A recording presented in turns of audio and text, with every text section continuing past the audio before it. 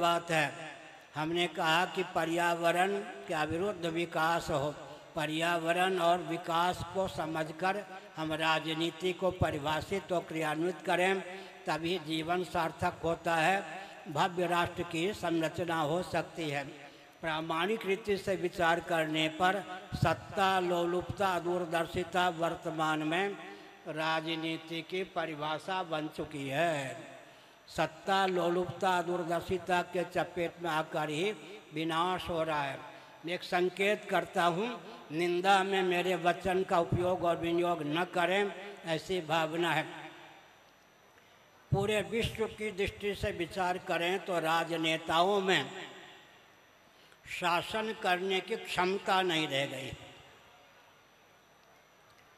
स्वतंत्र भारत में राजनेताओं का इतना पतन हुआ है, उनमें शासन करने की क्षमता नहीं रह गई है। देशी विदेशी कंपनियां ही पूरे विश्व में शासन कर रही हैं। भारत की भी यही स्थिति है।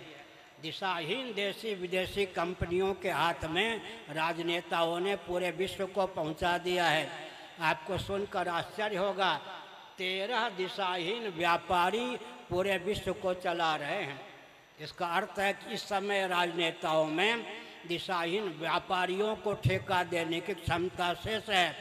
कालांतर में अगर राजनेता व्यापारियों को ठेका देने की क्षमता से विहीन हो जाएंगे, पूरा विश्व लुटेरों के हाथ में चला जाएगा। इसलिए सावधान रहने की आवश्यकता है। एक विशेष बात, अभी हम सुन रहे थे कि शंकराचार्य का काम है मार्गदर्शन देना, संतों का काम है मार्गदर्शन देना, राजनेताओं का काम है कि राजनीति को क्रियान्वित करना, भव्य देश की रचना करना। लेकिन मैं संकेत करना चाहता हूँ, शासकों पर शासन करने का पद शंकराचार्य का होता है। शासकों पर शासन करने का पद शंकराचार्य का होता है।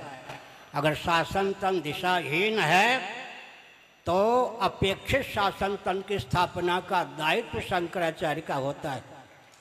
यह ध्यान रखने की आवश्यकता है।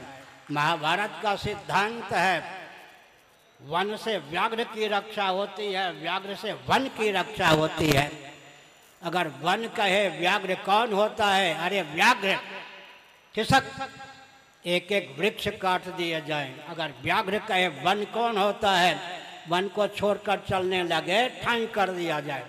जिस प्रकार व्याघ्र से वन की रक्षा होती है, वन से व्याघ्र की रक्षा होती है, उसी प्रकार व्यासपीठ से शासन तंत्र की रक्षा होती है, शासन तंत्र से व्यासपीठ की रक्षा